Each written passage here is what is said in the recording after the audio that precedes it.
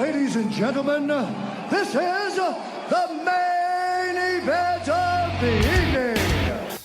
Hold one. Andre. You're not good at this. Get out. Let me tell you a personal story about Vince McMahon. You just made the list. Oh my God. Sorry, no speak English. Dummy. Goodbye and good night. Hold two. On bar. It's still real to me, damn it. Dummy. Yeah. This is the worst town I've ever been in. Hold three. Lamas covered. Three-handle family Gradunzel. Mamma mia! And now, Unchained.media presents the B+ Podcast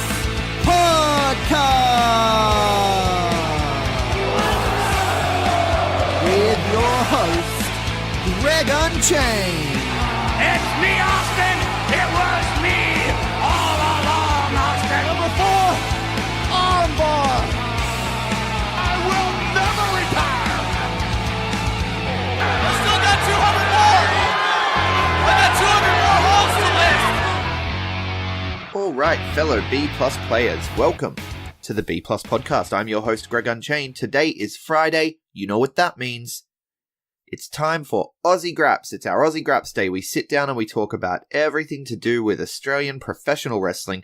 I also like to sit down and talk to an Aussie grappler about their craft, about what they've got coming up. This week I'm going to be talking to Jack J. Bonza, but we'll get to that shortly. First, I just want to apologize if this episode ends up being short.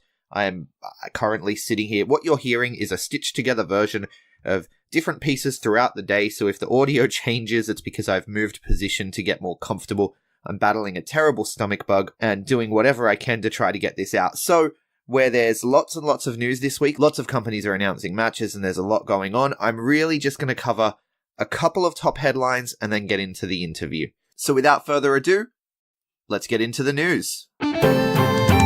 Top of the list this week for me, and how hard it is to put anything top of the list this week when I'm going to have to say it's equal top of the list. But for me, this one edges out the other just slightly. Robbie fucking Eagles is going to New Japan Pro Wrestling. He has been announced as Taiji Ishimori's partner in the Bullet Club OGs for the upcoming Junior Tag League. That one starts next Tuesday, the 16th.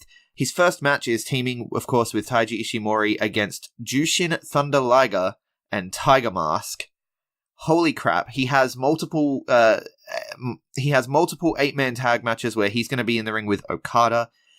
This is Robbie Eagles' chance to shine, and we're really proud of him. Obviously, we're big supporters of Robbie Eagles. He has been on the show not once, but twice. You can also check out an interview with him at the moment on WrestleRadio Australia, where we spoke to him before the news came out that he was joining the Bullet Club, and he left us a little trail of clues in that interview. Now he's going to talk to Todd Eastman at WrestleRadio Australia after the announcement. So definitely get over and check that one out. In other news, of course, Buddy Murphy, the new Cruiserweight champion in front of 70,000 people at the G. What an incredible night that was. The Iconics picked up a win as well, but Buddy Murphy walking out with that strap just one night after his mate, Adam Brooks, walked out with the MCW Inter-Commonwealth Championship. It was just a really feel-good weekend, and having, seeing those pictures of them both holding the title, and Buddy Murphy dropped by the MCW Academy to check it out, which is really cool. It's just awesome to see, to see Buddy back home, on home soil, and winning that huge match, biggest match of his career without a doubt. That was his WrestleMania. That was his WrestleMania, and it's really good to see. Buddy Murphy did an interview with Wide World of Wrestling, so definitely go check that out as well. They spoke to him just after he won that match. You can actually hear Triple H's music playing in the background. Definitely worth checking out. In other news, we talked last week about TMDK and their little graphic that they teased that they were gathering their soldiers for a war. They're going to start a war. Now, we weren't sure what that meant. Now, Marcus Pitt and Damian Slater did a live stream. I think it was actually the day after the Aussie Grapps interview came out. They did a live stream and they were talking about recruiting. So TMDK are going into recruitment mode, much like the Bullet Club OGs went into recruitment mode and snapped up Robbie Eagles. I actually spoke to the TMDK guys at MCW and I said, Robbie, Robbie would be good for TMDK. But alas, someone got to him first. So TMDK are recruiting. Keep an eye out for that one. World Series Wrestling announced tonight that Bandido is coming to Australia. He's replacing Joey Janela, who of course is out with a knee injury and unable to make the trip. Bandido, hot off All In, hot off Bowler. He's one of the best indie talents in the world. Everyone says that WWE is looking at him. So really good to see Bandido coming out to Australia for World Series Wrestling. There's definitely some interesting matchups he can have. We can have a repeat of I'm talking about Robbie Eagles a lot. We can have a repeat of the Robbie Eagles match. I would really love to see Bandido versus Adam Brooks as well. There's a lot of opportunities here for Bandido and World Series Wrestling. World Series Wrestling this week have also started announcing matchups for this tour that takes place November 24th through to 26th. I don't have the matches in front of me, and I'm not going to talk about, like I said, there's been a lot of match announcements for a lot of different companies this week, and I'm not feeling up to talking about it, unfortunately. But if you seek out World Series Wrestling on Facebook, you'll be able to see the matches. I'll probably talk about some of them next week. We'll do an extra long Aussie Grapps episode next week to make up for it. Other big news in the local front, unfortunately, Chris Basso has been injured, and the title match at Riot City Rumble has been changed. It is no longer going to see Chris Basso defending the Riot City Wrestling Championship against Adam Brooks. Instead, Gavin McGavin has stepped up in his South Australian debut. He will be defending the EPW Heavyweight Championship against the loose ledge Adam Brooks. This is, I had a look through Cage Match, through the match history. As far as I can tell, this is the first time that the EPW Heavyweight Championship has been defended outside of Western Australia. What a milestone. Gavin McGavin versus Adam Brooks, Riot City Wrestling main event. That is one that you definitely do not want to miss. I did have a chance to speak to Chris Basso earlier this week, just briefly. We talked about the date issue with, Wrestle Rampage and Riot City Wrestling running against each other. He confirmed that it was just a venue issue. The venue double booked on them and had to move them, so they were only given a couple of months' notice, and there was really not much they could do. These things kind of happen, which we did speculate that it's probably something to that effect, that, venue issues crop up from time to time. And it's just really, really unfortunate that it happened on this weekend where, such great talent are now going to have to be going against each other. So on one show, you've got Kyle Fletcher and Charlie Evans returning to Australia, as well as Loverboy Lockie Hendricks and Partyboy Jax Jordan in South Australia. And on the other show, you have Gavin McGavin defending the EPW Heavyweight Championship for the first time outside Western Australia.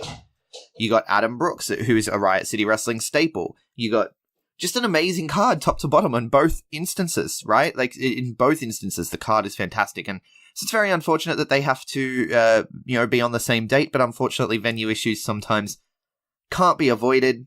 And he did point out that, this is the, one of like 2 times in 24 months that Rampage and Riot City clash. So they do their best to work around each other's schedules, and moving forward, that's always going to stay the same. They're going to do their best to not be clashing, which is better for the fans. So, I had a bit of a rant about it. I was emotional, but it is what it is. These issues pop up from time to time. Now, on to the last piece of news for the week. PWA Colosseum. They've started announcing the non-title matches that are going to take place that night. We misreported here. We talked about it being a one-night-only tournament. It's not. It's actually going to take place over a few shows, but we actually talked to Jack Bonza about that. So I'll let you hear that in the interview. But for now, I will announce that the final competitors have been announced for the Colosseum. Number 7 was Kellyanne, and number 8, the man himself, Jack J. Bonza. But there's no point in me ranting on about it. That's the news for this week. Again, I apologize if it's a little bit short. I'm not feeling well at all. I'm going to pop this interview on, and then after the break, I will tell you what's happening near you this weekend. I am joined at this time by the man who was announced last week as the 8th and final competitor in PWA's upcoming Colosseum tournament, the real man, the leader of the Red Nation, 1/3 of the 2018 King of Trios finalist team Ancient Order of the Nations, Jack Bonza. How are you, sir? Good, how are you? Yeah, I'm good. That was a lot of accolades to read off just there. You missed out a few of them too. Oh yeah, no, I had to. I mean, we have only a certain amount of time that we can fill here, but we've just come off the back of a huge weekend for wrestling in Australia. WWE were in town for a show at the G, which featured the most Aussie performers ever on a WWE pay-per-view. 2 of whom actually graduated from the PWA Academy, with which you are closely linked. Yeah. Yeah. I know PWA hosted a viewing party for the Super Showdown at Annandale Hotel. How was it for you guys all like getting together with local Grapps fans and just watching that moment? Yeah, no, that's good. I've spent some time in America, and whenever I go over there, I always take advantage because the problem is that in Australia, the WWE pay-per-views are like 9 a.m. on a Monday morning and stuff like that. So it's not really the ideal time to go to a bar and watch a pay-per-view or something like that. So, but the times that I've been in America, it's just the most fun thing you can do. Is like wrestling's designed to be watched in a group, in a bar even. Yeah. And that kind of thing like that. So it's a lot of fun anytime you ever do anything like that. And yeah, the Annandale Hotel down there was it was really cool. I hadn't been there before. They reached out to us and asked us to help them promote it. I think they had the event open and they had maybe like 20 people interested, and then we helped cross promote it with them. They got something like 300 interested on Facebook, and it was pretty packed down there, which I didn't think was too bad because I think most of our regular fans and a lot of our regular wrestlers were actually in Melbourne watching it live. Yeah, ran into quite a few of them. So yeah. So that's really good. Now, it's not just WWE where Aussies are being incredibly successful overseas either. I mean, we had Kyle Fletcher and Mark Davis just became Progress Tag Champs. Yep. Brooksy, Jonah, and Robbie over in PWG. Robbie just got announced as the newest member of the Bullet Club, for crying out loud. It was a hell of a weekend to get announced for the Colosseum. Yeah. The thing I've been laughing about is that there was I think MCW had a show on Friday which killed it in terms of crowd attendance, and then WWE had a show where the first Australian-born singles champion was crowned. They had 70,000 people in Melbourne. The Iconics won their big match and did a fantastic job, and then the next day the UFC thing happened, and then I was announced somewhere in the middle of that, and then Robbie Eagles gets announced as being signed to New Japan and being part of the Bullet Club. All of those things were announced by the PWA page. Each one of them broke the record for most liked and shared thing from a PWA page, and somewhere in the middle of it was my Colosseum announcement. Yeah. So, well, if it's getting more eyes on the page, well, that's what we're all about here. Absolutely. It's getting more eyes, so it's fantastic stuff. But I mean, what does it mean for the Aussie scene in general, and for Aussie performers like yourself, to be having peers seeing such success overseas? Oh, it's fantastic. It's just the best. Yeah, like all of this stuff is like I make my jokes about complaining that I was announced somewhere in the middle of it, but it was a fantastic weekend. Like for me especially, Robbie Eagles being announced as being part of the Bullet Club and being part of New Japan, that's such big news for all of us because, I mean, WWE's, I really like WWE and a lot of their stuff, but New Japan's my thing. Like, I'm really into there. So seeing our guys start to break into New Japan and specifically seeing one of our guys, what you could probably refer to as the ace of PWA, Eagles getting put in. And it was just such a huge thing. And then, seeing the Iconics, walk out on SmackDown. Like I had dinner with them last year. I'm going to see them this weekend. It's just weird seeing people like that getting up there. But it just kind of goes to show you, like when I started, the first thing we were told when we walked in was, hey guys, we tell this to everybody who starts, just to manage your expectations. Okay, this is mostly like a couple of hundred people at an RSL club. If you're coming in here expecting that you're going to make a career out of this, it's not going to happen. Yeah. This is mostly a hobby and something we do for fun. Nobody makes it. And that was a smart thing to say. It was just managing expectations because, some people walk in and think that they're going to, get a job as a wrestler. It's just people don't know that it's not really a full-time job thing. So to see people actually, like people that I know from our training school that I was like, I think I might have been like, I was there for like Peyton Royce's first day of training. Yeah. Just stuff like that, like seeing them actually make it up there and make a full-time living and doing such a fantastic job. It's really, really good. Yeah, it's like I was talking with Robbie about this the other week, and it's like there's been a switch, and now it looks like that may not be something that needs to be said at training schools in the future. I mean, it probably still should be because it's good to, like you said, manage expectations. Yeah. But it looks like we're moving towards a future where this actually is viable, even here in Australia, potentially. Yeah, absolutely. Well, I mean, the major difference between Australia and overseas is that it's a population thing.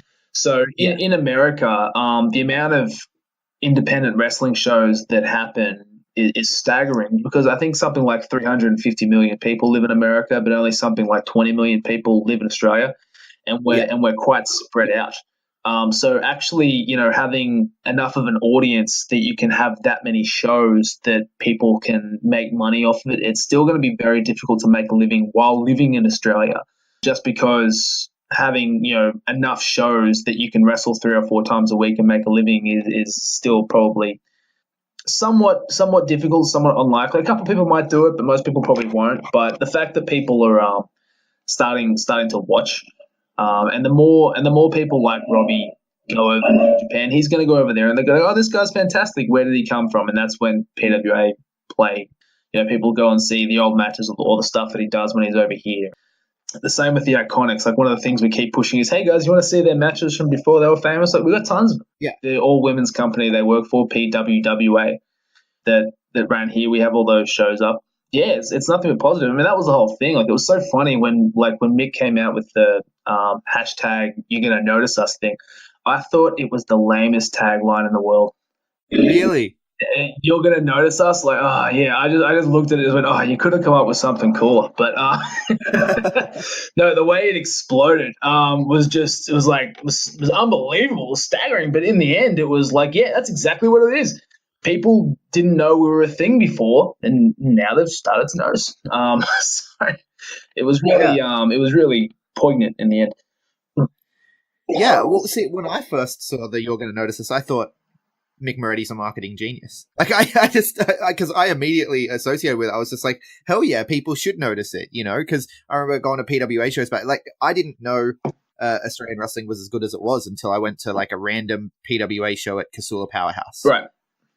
And I just instantly fell in love. And then you hear about Melbourne City wrestling and the stuff that's happening, and you start watching tape, video online. Yeah. And yeah, it's just crazy that now that's starting to spread, and the whole wrestling world is getting smaller, really. Yeah. And something that I think might be integral to it as well, to the growth of Australian wrestling and the potential of making it a job, is sort of the more, not necessarily mainstream attention, but definitely like wrestling's still kind of like a dirty word to a lot of did you guys see that newspaper article from after the WWE show? Oh, it was awful. Oh, I couldn't believe somebody wrote that. It was just ugh. But I mean, we've been copying that kind of thing for most of our career. It's just been recently that we've actually started to have some really positive media, like the 10 Daily thing that got released with that mini documentary with Ken Dunlop and Robbie was on that a fair bit, and Ospreay, and then a couple of the newspaper articles that went out around the Star were really, really good. And there's one where oh god, I can't remember his name. Sydney Morning Herald guy, I think his name was Jack, but he came and did like a training session with us. It was where I dislocated my pinky. There was a video that he put up with that, just stuff like that of people taking it seriously and doing it really positively. Those are actually the rarities. And stuff like that newspaper article that got put out the other week is that's what it's been like for most of the time. So yeah, it was embarrassing that kind of thing still happens. But yeah, that's been the norm for most of my time as a wrestling fan, definitely. But yeah, seeing that, the 10 Daily gimmick and Triple M get involved with you guys sometimes as well. And just all of that stuff is blowing my mind. I'm like, look, there's actually real potential here if people can start taking it seriously. Because if some of those outlets take it a bit more seriously, then the general public start to take it a bit more seriously. Yeah. And definitely. that helps. And the thing is too, it's just the actual quality that was here, because there's still a lot of bad quality out there. There's still a lot of stuff out there that's not really good. But seeing just how much really good stuff is happening here, and getting our shit together, and getting the stuff online so that people can see it.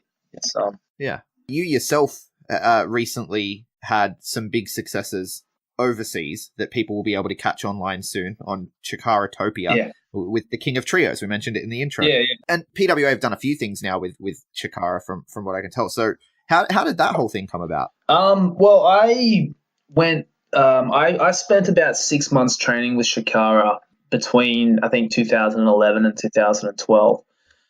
So at the time, there were 2 or 3 classes a week. The advanced class was taught by Mike Quackenbush, and the beginners class was taught by Claudio Castagnoli, who's Cesaro now. And he did this small thing. I was watching him at the WWE pay-per-view, and it's the dumbest thing, but when he got sunset flipped, and when he kicked out of it and he rolled back, he hooked the guy's ankle on the way through. It was such a Chikara thing to do. If you guys go back and have a look at what he actually does when he kicks out of the sunset flip, that's just one of the things. Sorry, just a small tidbit. Yeah, it's a little technical wrestling, but if you ever actually go back and watch it, it's such a simple and genius thing. But yeah, go and watch that. So I went back and trained there for about 6 months. Madison Eagles already knew Mike. I don't know how they first met, but we did some training with them then. Since then, Mick Moretti's gone over and spent some time there. I worked there too. I was pinned by Johnny Gargano of all things. When I wrestled I didn't realize, because Johnny Gargano is one of my favorite wrestlers. And then it took me years to realize I'd wrestled him.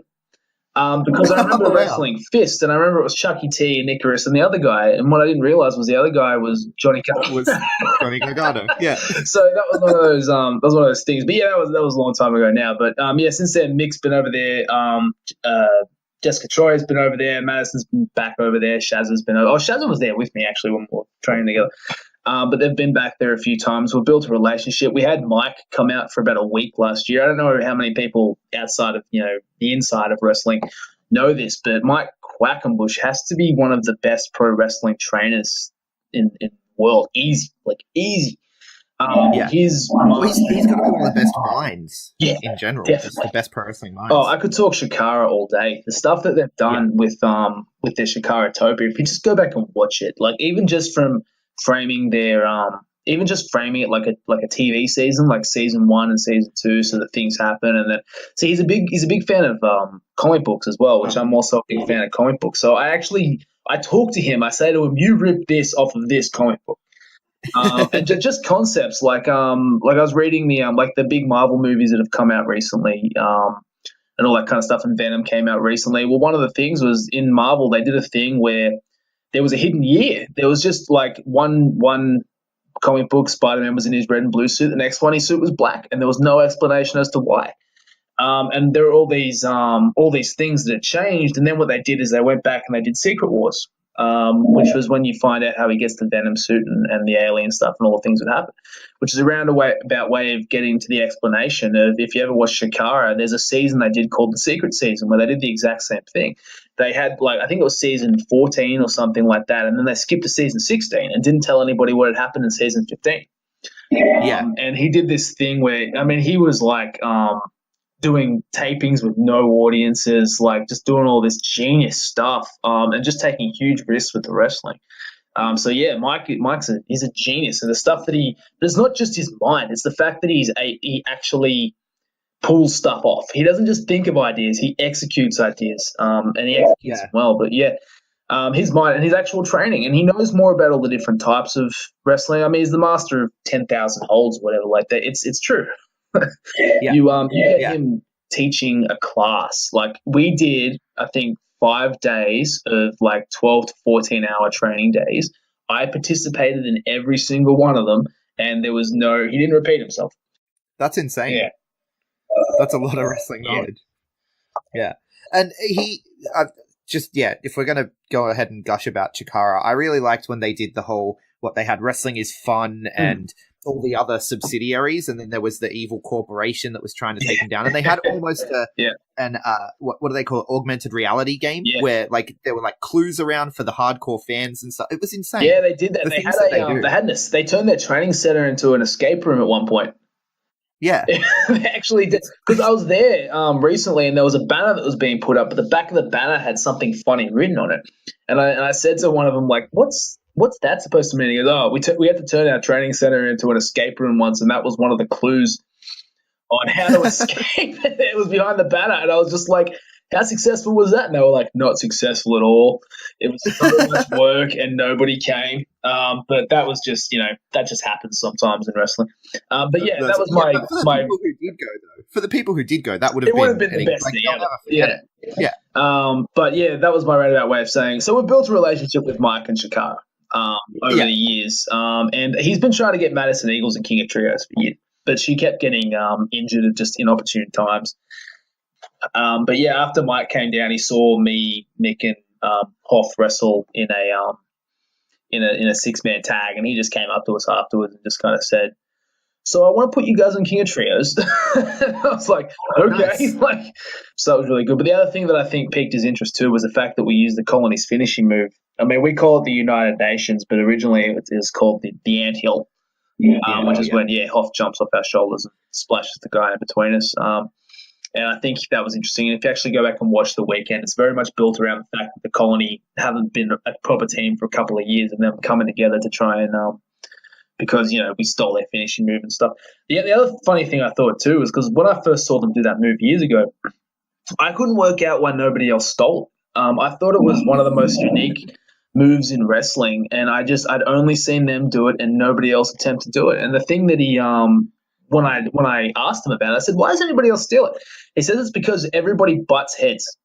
When they try to pull off the move, the guy jumps off their shoulders, and the two who are holding it, like me in Mick's position, they forget to let go. And so those two guys actually smash heads every time. Right. Which is the explanation as to why nobody else tries to steal it. But I'm just kind of like, right, so me and Mick are the only ones who are smart enough to let go. Promotional consideration paid for by the following. Sorry to interrupt, guys. We're going to get back to the interview in just a second. But first, just want to talk to the blokes in the audience. Let's be honest, we all want to look good. Whether we're going out to the local Grapps show, whether we're going out with friends, whatever we're doing, we want to look good. But we don't necessarily, we're not all Nikki Van Blair with daddy's credit card spending up a spree. We don't all necessarily like the shopping aspect that it takes to look good. And that's where Threadbox comes in.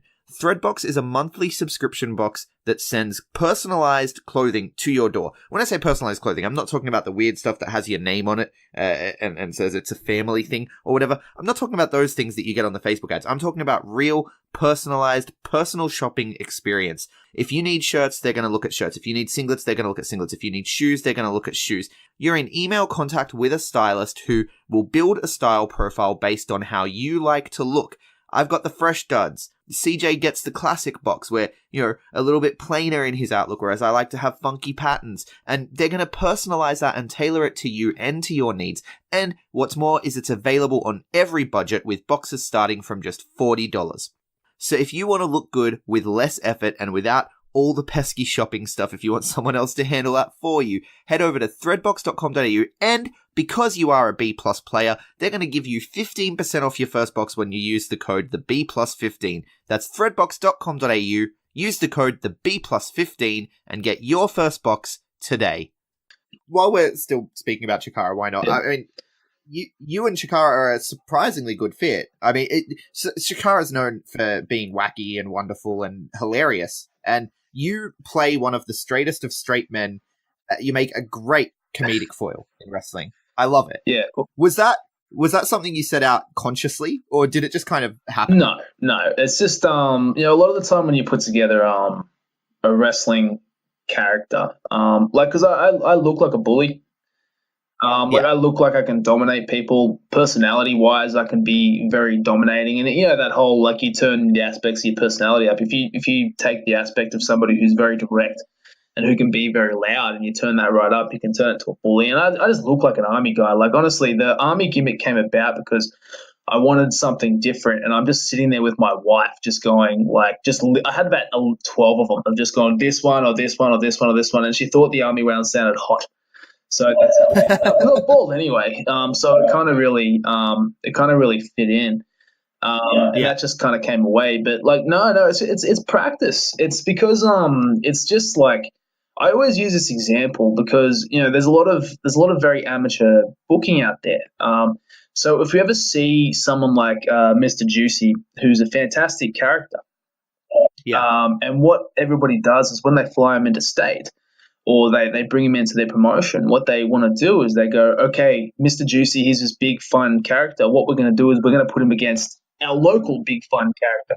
So you end up these matches where – because that's amateur booking, right? You take two of the exact same gimmicks and have them fight each other, and it's silly. Right. It doesn't work. And the example that I always use is you ever watch The Simpsons? Yeah. So you know Sideshow Bob and his brother Cecil? Yes. The original episode, they have Cecil always wanted to be the sideshow clown, and his brother was, Bob was very dignified and all that kind of stuff. And he says to Krusty, "I prepared a pie gag," and so they hit him with the pie. And then Krusty tells the guy, like, free comedy tip, kid. The pie in the face gag is only funny when the guy's got dignity, like that guy. And they hit Bob with the pie, and Bob's standing there all dignified. He gets hit with the pie, his hair pops out, and he looks like a fucking moron. It's funny because he was taking himself seriously. It's the same thing. In order for those comedic gimmicks to get their full effect, you need to embarrass somebody who clearly takes themselves very seriously. So whenever I'm wrestling a big character like Fudge or like Juicy or someone like that, I play up the aspect of I take myself very seriously, because Jack Bonza takes himself very seriously. I don't take Jack Bonza very seriously, but Bonza takes himself seriously. You need to be able to be embarrassed. But I mean, that's just the role that I kind of slipped into, because that's the role that suits me physically. It's what I can pull off the best. And yeah, it wasn't really on purpose. It was just that was just where I kind of ended up. Yeah. You said some things in there that just had me thinking. I mean, so initially, like the whole bully thing. Yeah. Do you play many video games? Yes. Have you played the video game Bully? No, I've heard of it. I think it got banned, didn't it? It was rated R, I think, in Australia, so they ended up releasing an edited version called Canem Edit, but it's available on the PS4 like PSN store now. Anyway, now that you say it, I actually can see you as the protagonist in that game. Like, you guys actually look similar. Yeah, all right, yeah. I'm gonna have to post a picture of it later to the Facebook because it's amazing. But anyway, that's awesome. Like, I love all the stuff that you do with like the same stuff with Fudge, or even some of the tensions with Moretti. It's amazing. I'm a big fan of it. So that's the thing with wrestling now, anyway. And this is a big thing too. I think you guys, it might have been you guys, and it was probably other people too. People keep talking about how Mick's going to leave the Four Nations. Let me give you guys a spoiler alert. Mick is not going to leave the Four Nations. No matter what happens, there's no reason for it to happen. It's a lot more interesting that he stays in. And the big thing is, it's like, okay, yeah, he's getting cheered by the crowd and I'm getting booed. Well, guess what? This isn't 1980. We don't need a Snow White baby face who everybody loves against the evil heel who pokes people's. It just doesn't work like that anymore. It's boring. People want shades of grey. Like, it's an interesting story if the people are more believable people. Well, sometimes, people who you like are friends with people who you don't like, You ever have a mate who has another mate who's an asshole? Like, that's the thing. And it's like, and me and Mick in particular, we always talk about it. It's like we're brothers. Sometimes you want to kick the shit out of your brother because it's a pain in the ass. You're not going to stop being brothers. Right. And the other thing is, too, people are trained to believe that tag teams are a tag team for a little while and then they're going to break up. That literally only started with the Michaels and Jannetty thing. Like, think about how long the Four Horsemen were together. Or think about how long the Fabulous Freebirds were together. Like, any of those old famous tag teams, they never broke up. Because I'm actually ashamed of myself for thinking that, because that was on our PWA Call to Arms recap. Okay, yeah. And I'm because I always defend, like, every time on the podcast, on the WWE podcast with one of my other colleagues, when we talk about New Day and stuff, and I'm just like, no, don't break them up. Tag teams don't need to break up. And so I was actually ashamed of myself when you called me out on Twitter about it. I was like, you know what, he's actually right.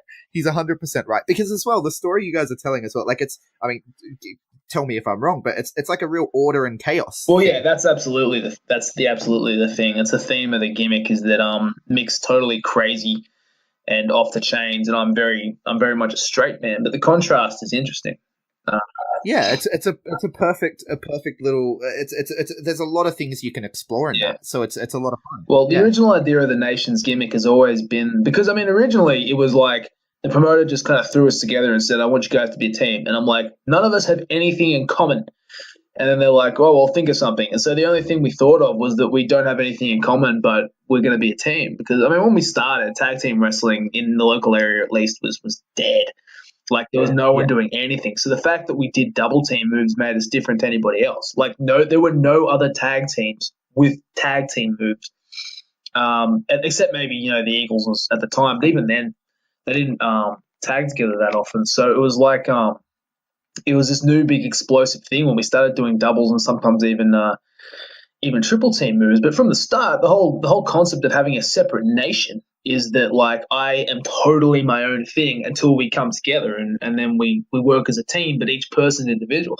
So we're able to explore all these really interesting characters where, like, we don't have to be the same as each other. It's actually more interesting if we're different. Like, I mean, nobody really picked up on it as much, but when I tagged with Hoffman, the theme there is fire and ice. Like, because I'm really angry and I'm really explosive and I'm really, oh, I'm going to fucking kill you and all those other things like that, whereas Hoffman was always the cool one that women liked, who would, smooth talk the referee and stuff like that, and that would be our contrast. To kind of keep it interesting. So, I mean, there's a million different things you can do with the characters when you really start understanding character and how things can interact with people and how people react to them. Yeah. Well, you guys as a team were one of the reasons that PWA show that I was so impressed. And you personally called me fat a couple of times at that show, which no, it's fine. It was all part of the fun. We got in each other's faces. It's all part of the fun. Now, I want to touch on your style of wrestling as well. Would I be right in saying you're heavily influenced by the sort of the British style catch wrestling kind of? Yeah, kind of.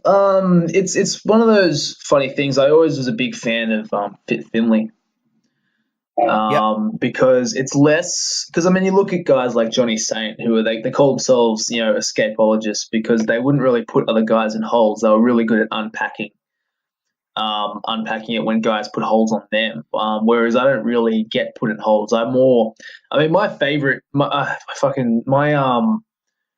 My role model as a wrestler, for the most part, as much as I sometimes hate to admit it, is Drew Gulak. So he's not really a British wrestler. He's based more on America amateur style, which is more the kind of stuff I like to do. Because, like, okay, I'll take one example. I used to do a Mexican surfboard. If you're familiar with that, like a Romero special. But I don't do that anymore because I discovered that I didn't like having somebody over me. I actually prefer to have the guy on the mat tying him up underneath me, because I'm much more dominant if I'm over them. So I like doing, like, it's less about chain wrestling. It's more about putting the guy down and then causing them as much pain as humanly possible. I just like to break people. So it's really less the British style and more some hybrid of like just really nasty lucha wrestling. So it comes back to the bully character again. It all ties in. And that psychological and physical control that you have. Yeah, that's amazing. Yeah. That's amazing. And look, the style lends itself well to the tournament, which I mentioned right at the start here. We talked about the Colosseum. It's been advertised as a tournament for pure grapplers. So it takes place next Saturday, 20th of October at Max Watts. Self, Kellyanne, Kyle Fletcher, Unsocial Jordan, Paris De Silva, AJ Istria, Damian Slater, and your partner, Mick Moretti. What a list of competitors right there. We've got 8 competitors, one night, single elimination tournament. Do you know who you have in the first round yet? I do. I'm gonna be wrestling AJ Istria. Oh my! So that's gonna be interesting. That's one to look forward to. So AJ Istria is someone who I tout as one of the most underrated guys in all of Australia. Me too. Absolutely. It was one of those things with AJ where, see, there are a lot of guys out there who have a lot of hype behind them, but aren't necessarily the greatest in-ring wrestlers, and that just happens in wrestling sometimes. It's all part of the show. But I always really respected AJ because he lived in Queensland, and not to try and shit talk those guys too much, but there isn't a real quality. There isn't like a real big quality school and stuff up there. Like it's hard to find really good wrestling training in that area, and has been for a few years. So AJ, who lived in Queensland, actually would make an effort to travel to Adelaide regularly just to train with what he felt was the best school, and he wasn't wrong. Like it was the Wrestle Rampage dojo with like Jonah Rock and Slater, who was there at the time. And he would make and to the point where he's moved down there. And now he's one of the trainers. So to me, somebody who, instead of just talking themselves up and talking about how great they were, he made as much of an effort as humanly possible to actually get better. He trains regularly. He trains like a maniac. He likes the real ground and pound stuff. You can't fake good mat wrestling. You just can't. Like you can fist fight your way around every other kind of style of it, but if you're a good grappler, a good mat wrestler, you have to practice. There's no thing like that. So that's the kind of wrestler that I like and I respect. If you ever watch his matches are fantastic. He's just another one of those guys who just hasn't quite had the hype train put behind him before. But yeah, I've been watching him for a few years. He really is underrated. Yeah, he's had a string of matches very recently that I've caught attention to with Rufio and then with Robbie, and I was just like, oh, wow, like how has this guy flown under the radar for so long? And I don't think he will anymore. I think October 20th, especially in a match with you guys are gonna hopefully put each other on the map. Yeah, no, I think he because if you pay attention to the Facebook too, in terms of the announcements, we got more of a reaction for his announcement than we were really expecting. Like it was like people just kind of went, oh yeah, AJ Istria, yeah, of course. Like it's like they hadn't really thought of it before, but now was the time.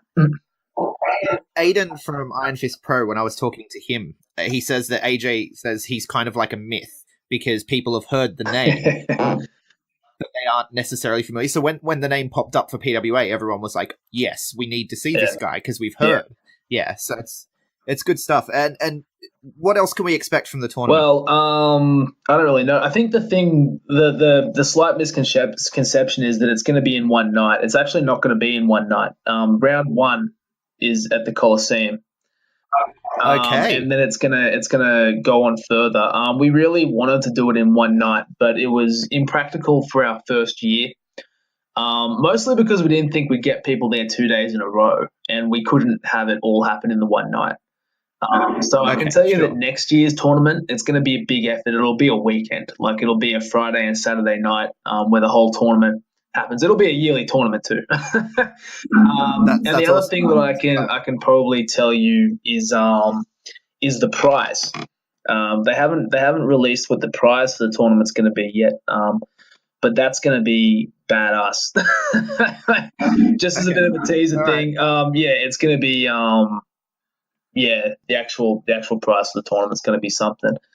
So what else other than that? No, other than that, I don't think there's really that much else I can really give away. But yeah. So it's not one night. That's a bit of a scoop there because everyone's been talking about it like it's a one night tournament. So it's So we can look forward to it to go on the next show as well. It'll keep going. Again, it was just one of those things that just kind of got out of control that way. But I mean, we didn't say it was going to be one night either. It's literally been an assumption. It will be from next year. But like I said, we looked at it and it was impractical to do it in one night. Fair enough. Well, there you have it. So that's Colosseum, 20th of October at Max Watts. Now, where can people find you? Pretty much all my handles are Jack Bonza. No one else has stolen the name before I got there. So Twitter's at Jack Bonza. Facebook's Jack Bonza. There was a page that was my name as well. That's not where I go. It's a Facebook account that you can add me to, and then Instagram's Jack Bonza as well, and so is my Snapchat. All right. Awesome. Thanks so much for joining us, Sven. No worries. Okay, so there you have it, folks. Jack J. Bonza, the leader of the Red Nation, the 8th man to enter the Colosseum, one of the King of Trios finalists from this year. There was a lot that I had down to talk to Jack about that I didn't actually get to just because the conversation kind of freewheeled and I only have a certain amount of time. In hindsight, because I'm feeling so sick and I've kept the news really short, I probably could have had a longer conversation, but I didn't know I was going to feel sick when that happened, and I like to keep the interviews to about 30 minutes, so it is what it is. There's plenty more material for us to get to should I ever get the chance to speak to Mr. Bonza again, but for now, there are some other interviews that I would like you to check out this week if you're a fan of Aussie Grapplin, if you're a fan of Aussie Grappler interviews. I already mentioned, of course, Buddy Murphy appeared on the Wide World of Wrestling podcast this week after his historic win at the G. We also have Robbie Eagles and Jay Andrews of Melbourne City Wrestling appearing on WrestleRadio Australia. Very interesting one that you want to listen to. And our friends On The Turnbuckle sat down to talk with the queen of ACW, Riley, who, of course, did an interview with me way back when I was a baby podcaster. So you can go back and listen to that one. ACW had some announcements this week as well. Riley's going to be defending her Evolve Championship against Sid Parker. I don't want to get into all the matches, like I said, because it's just going to open up a can of worms. There's a lot going on. A lot going on in Aussie Grapps. So let's take a look at what's happening near you this weekend. Starting out in Western Australia, Southern Hemisphere Wrestling Alliance, Schwa, Live Pro Wrestling Forever on Friday night at the Creator Wrestler Workshop in Maddington. Australian sensation Craven takes on Felix Young for the Schwa Heavyweight Championship. Roxy Riot battles Jeremiah Kingsley in a Kitchen Carnage match. The tag titles are on the line when Axton and Dave Marshall take on Leon Tully and Cheetor, and much, much more.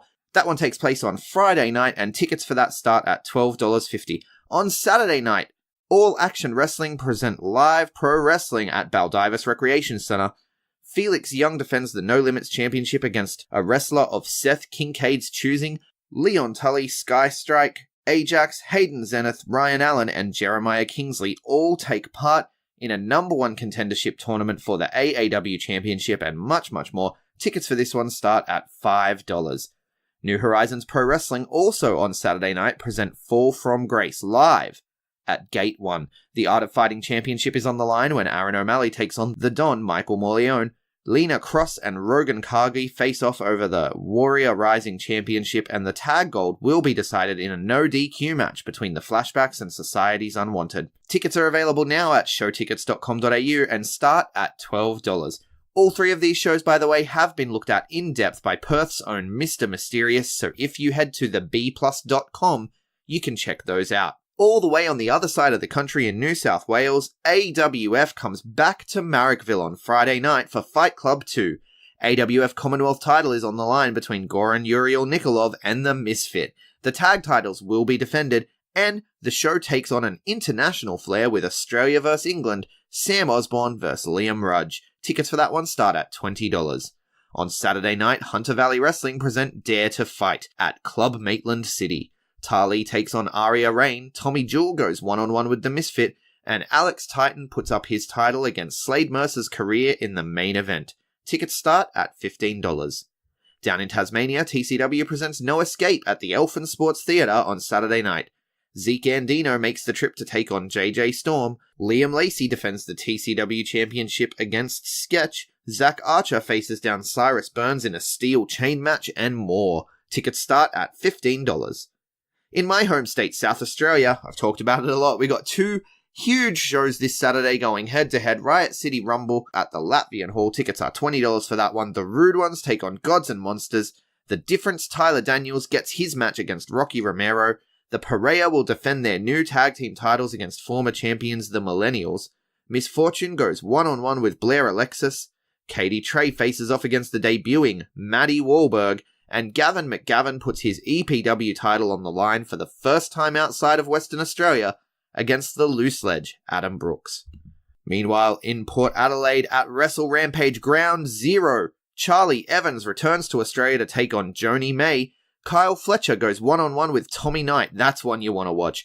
AJ Istria gets his hands on Damian Slater. Mike Boomer, Loverboy Lockie Hendricks, Party Boy Jax Jordan, and Link Barnett will face off over the Cruiserweight Cup. And in the main event, Jonah Rock defends the Australian National Championship against Rat Daddy. Tickets for that one start at $15. So that's it for this weekend. I'm still torn as to which show to go to. If you want to give me your suggestions, hit me a message in the comments or DM me if you don't want people to see. Tell me which show you think I should go to, because I think Jonah Rock made a really good case. You know, Kyle Fletcher and Charlie Evans, they're going back to the UK after this. Maddie Wahlberg, Gavin McGavin, they're still going to be around. I could potentially see them, but it's the first time that they're going to be in South Australia, and the first time that the EPW Championship is being defended outside Western Australia. I'm torn. I don't know, but what I do know is I will be at one of them, because we are all about supporting Aussie Grapps here. Get out, buy a shirt, buy a ticket, watch the show, scream, shout, have a good time. That's what it's all about. Again, I'm very sorry for the short episode and for not covering all the news of the week, but I'm feeling very sick. I need to go throw up now. Thank you so much for listening. Hold one! Arm drag! You're not doing this. Get out. Let me tell you a personal story about Vince McMahon. You just made the list! Oh my God! So, no speak English. Dummy! Goodbye and good night. Hold two! Arm bar! This is the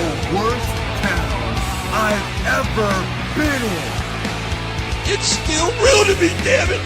Dummy. Roll 3. The moss-covered, 3-handle family grunzel.